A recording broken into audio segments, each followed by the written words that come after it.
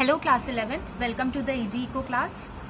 As you know, हमने अपना elasticity of demand chapter start कर दिया था, जिसमें हम प्राइस इलास्टिसिटी ऑफ डिमांड पढ़ रहे थे। ठीक है, हमने degrees of price elasticity of demand पढ़ लिया था, जिसमें हमने कई तरह की डिग्रीज पढ़ी थी। Infinity, perfectly inelastic, perfectly elastic, less elastic, highly elastic, unitary elastic, ये सारी डिग्रीज हमने पढ़ी थी। ठीक है, तो आज का हमारा न्यू टॉपिक है factors affecting price elasticity of demand. वो कौन से ऐसे फैक्टर्स होते हैं जो हमारी प्राइस इलास्टिसिटी ऑफ डिमांड को अफेक्ट करते हैं। ठीक है, देखो कुछ गुड्स या कुछ कमोडिटीज ऐसी होती हैं जिनके प्राइस में थोड़ा भी चेंज है तो उनकी डिमांड में फर्क नहीं पड़ता। फॉर एग्जाम्पल, जैसे अगर हम बात करें एसी की, तो एसी की अगर प्राइस में थोड़ा सा फॉल होगा या थोड़ा सा ज्यादा प्राइस होगा तो उसकी डिमांड में फर्क नहीं पड़ेगा, क्योंकि जिसको लेना होगा वो ले लेगा। ठीक है, अगर हम बात करें सॉल्ट की, तो अगर उसका प्राइस कितना भी कम हो जाए, हमें जितना लेना है सॉल्ट हम उतना ही लेंगे, हमें ये फर्क नहीं पड़ेगा कि नहीं अगर कम हो गया तो लो बहुत ज्यादा खरीद लो या ज्यादा हो गया तो बहुत कम खरीदो, जितना हम लेते थे उतना ही लेंगे। तो हर एक कमोडिटी की इलास्टिसिटी जो होती है वो डिफरेंट होती है। ठीक है, हर एक कमोडिटी की जो इलास्टिसिटी ऑफ डिमांड होती है वो डिफरेंट होती है। ठीक, अब हमारा पहला फैक्टर है हमारा nature of the commodity. Commodity का नेचर बहुत ज्यादा इफेक्ट डालता है प्राइस इलास्टिसिटी ऑफ डिमांड पे। कैसे समझो, देखो कमोडिटी हमारी 3 टाइप्स की होती है। एक नेसेसिटी लेवल, एक होती है कंफर्ट लेवल और एक होती है लग्जरी मींस लग्जरियस लेवल। ठीक है, ये सारी नेचर ऑफ द कमोडिटी है कि इस टाइप की, मतलब इन 3 पॉइंट्स में हमारी कमोडिटीज बाइफरकेट की गई हैं। ठीक है, पहला पढ़ लेते हैं नेसेसिटी से रिलेटेड। यहाँ पे हम नेसेसिटी से रिलेटेड पढ़ेंगे। When commodity is a necessity, अगर हमारी जो कमोडिटी है वो नेसेसिटी है, जैसे वेजिटेबल्स, फूड ग्रेन्स, मेडिसिन, ये सारी चीजें हैं, तो उसकी जो डिमांड होगी वो इनइलास्टिक होगी। इनइलास्टिक तो पता ही है ना कि जब प्राइस बढ़ेगा, ठीक है, तो डिमांड कि percentage change in quantity demanded is less than percentage change in price, ये हमने पढ़ा था ना। तो उसकी जो इलास्टिसिटी होगी वो इनइलास्टिक होगी। कौन सी कमोडिटीज की? नेसेसिटी वाली कमोडिटीज की। ठीक है, जब हम नेसेसिटी की बात करेंगे तो इनइलास्टिक डिमांड होती है उसकी। ये बहुत ध्यान से पॉइंट याद रखना। It's demand does not fluctuate much with change in price. इनकी डिमांड ज्यादा फ्लक्चुएट नहीं करती हैं अगर प्राइस चेंज होता है। मींस अगर वेजिटेबल्स का प्राइस थोड़ा बढ़ गया तो हम जितनी लेते थे उतनी ही लेंगे। अब भाई हमारे यहाँ जितने लोग हैं हम उतनी ही तो खाएंगे। ऐसा तो नहीं कि नहीं तुम मत खाओ, सिर्फ मैं खा लेती हूँ, या आज मैं खाती हूँ कल तुम खाना, कल मैं नहीं खाऊंगी आज तुम खा लो। ठीक है, तो ये ऐसा नहीं होता है। जितना हम डिमांड करते हैं उतना ही, तो इनकी डिमांड ज्यादा फ्लक्चुएट नहीं करती है। ठीक है, बहुत कम फ्लक्चुएट करती है।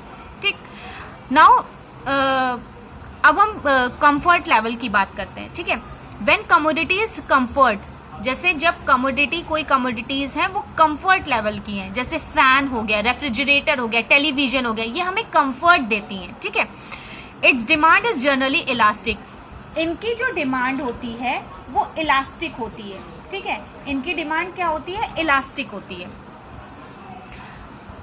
जैसे कि हमारा फैन हो गया, रेफ्रिजरेटर हो गया, इनकी डिमांड हमारी इलास्टिक होती है। इन चीजों को हम पोस्टपोन कर सकते हैं। मींस अगर हमारा पास अभी बजट नहीं है तो हम ये आगे कभी खरीद लेंगे, ये हम कर सकते हैं।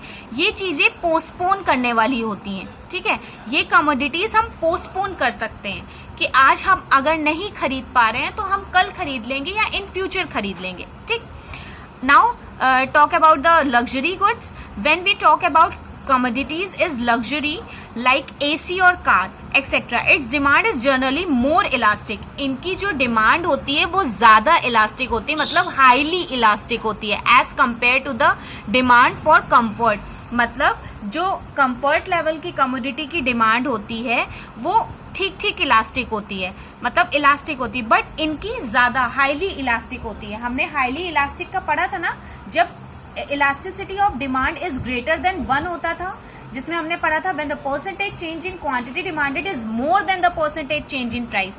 ठीक है, तो यहाँ पे जैसे अगर प्राइस बढ़ जाते हैं तो डिमांड में चेंजमेंट आता है, इनकी मोर इलास्टिक होती है डिमांड। तो ये था हमारा first nature of the commodity. आगे पढ़ते हैं। Now the next is availability of substitutes. अब जो गुड्स सब्स्टिट्यूट गुड्स होते हैं उनकी देखो डिमांड कैसी होती है। Demand for the substitute goods will be more elastic.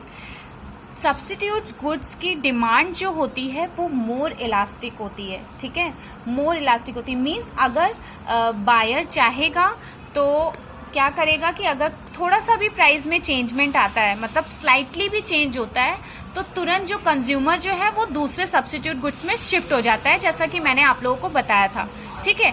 तो यहाँ पे क्या है, सब्स्टिट्यूट गुड्स की मोर इलास्टिक होती है। अगर large number of substitute goods हैं अवेलेबल है मार्केट में तो मोर इलास्टिक होगा, ठीक है।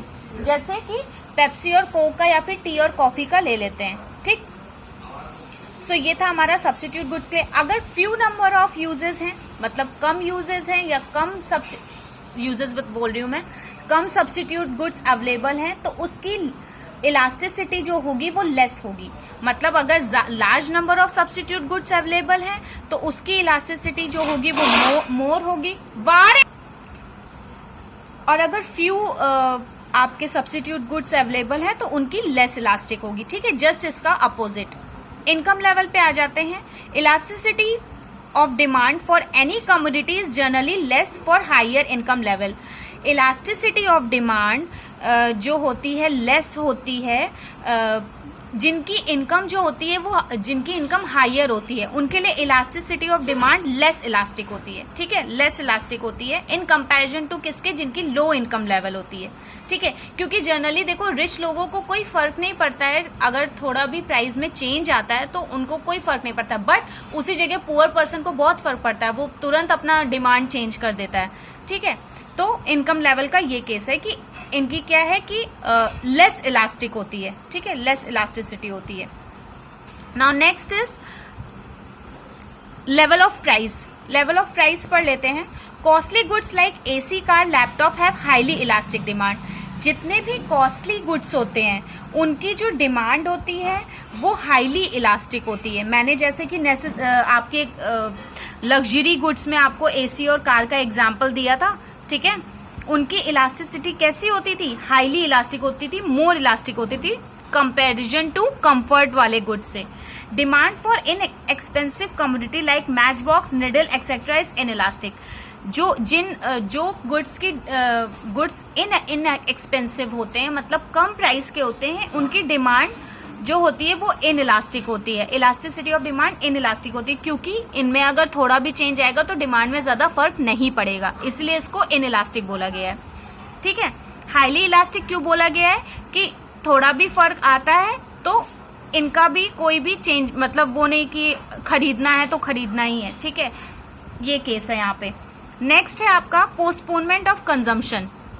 नेक्स्ट आपका है पोस्टपोनमेंट ऑफ कंजम्पशन। अब ये देखो ये क्या है, यहाँ पे पोस्टपोनमेंट मीन्स ये है कि अगर कोई भी कमोडिटी ज्यादा जरूरी नहीं है जिसको हम पोस्टपोन कर सकते हैं, उसकी इलास्टिसिटी समझ लेते हैं। Commodities like demand whose demand is not urgent have highly elastic demand। मतलब जिनकी डिमांड अर्जेंट नहीं है, जिन गुड्स की डिमांड अर्जेंट नहीं है उनकी हाईली इलास्टिक डिमांड होती है। कैसी होती है, हाईली इलास्टिक होती है।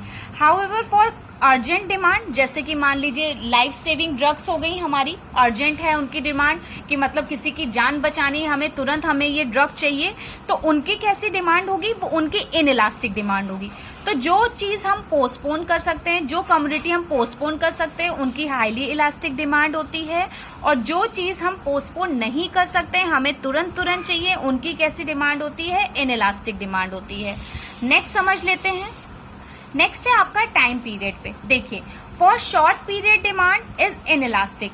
जब कोई भी कमोडिटी शॉर्ट पीरियड के लिए यूज होती है, देखो मैंने टाइम पीरियड का आपको बताया था ना कि ये एक वीक भी हो सकता है, एक दिन भी हो सकता है, एक घंटा, एक आवर भी हो सकता है, 1 ईयर भी हो सकता है, ठीक है। तो जो शॉर्ट पीरियड डिमांड होती है या शॉर्ट पीरियड कमोडिटी डिमांड होती है, उनकी डिमांड कैसी होती है, इन इलास्टिक होती है। मतलब बायर अपनी जो कंज्यूमर जो है वो डिफिकल्टी महसूस करता है अपनी हैबिट चेंज करने में, क्योंकि इनकी जो ये शॉर्ट पीरियड के लिए आते ही हैं, ठीक है, तो अपनी हैबिट चेंज करने में उसको डिफिकल्टी होती है, इसीलिए यहाँ की जो डिमांड होती है वो इनइलास्टिक होती है। और लॉन्ग पीरियड कमोडिटीज जो होती हैं, जो लॉन्ग रन चलती हैं, उनकी मोर इलास्टिक होती है।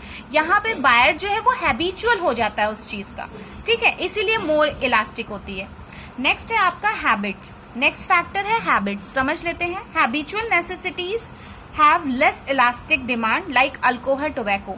मतलब यहाँ पे जो बायर है अगर वो हैबिचुअल हो चुका है किसी कमोडिटीज का, जैसे अल्कोहल, टोबैको, इन ये सब चीजें अगर कोई कंज्यूमर कंज्यूम करता है तो वो उस चीज का हैबिचुअल हो जाता है, तो उसकी इलास्टिसिटी कैसी होती है, लेस इलास्टिक होती है, ठीक है, उसकी elasticity of demand less elastic होती है।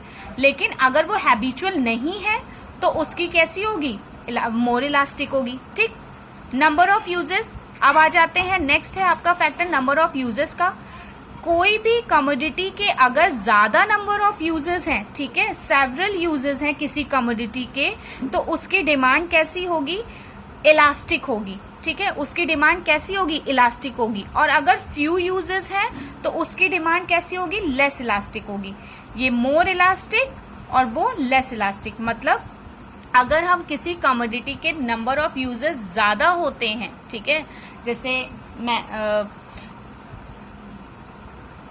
एक लैंड का एग्जाम्पल दिया था मैंने, ठीक है, कि उसमें हमने बिल्डिंग भी बना ली, तो फिर उसमें हमने लैंड को हमने एज अ फील्ड के लिए, मतलब क्रॉप्स उगाने के लिए यूज कर लिया, या हमने कुछ और चीज के लिए यूज कर लिया, तो अगर उसके नंबर ऑफ यूजेस ज्यादा हैं तो उसकी इलास्टिसिटी कैसी होगी, मोर इलास्टिक होगा। और अगर फ्यू यूजेस हैं उसके, ठीक है, कम यूजेस हैं उसके, तो उसकी कैसी इलास्टिसिटी होगी, लेस इलास्टिक डिमांड। ये थे आपके factors affecting price elasticity of demand. आज के लिए इतना ही। नेक्स्ट टॉपिक आपका नेक्स्ट हम पढ़ेंगे, थोड़े से प्रैक्टिकल सॉल्व करेंगे इसके ही, इलास्टिसिटी ऑफ डिमांड के, और flatter the curve more is elasticity, ये टॉपिक आपका पढ़ेंगे। Okay, thank you class.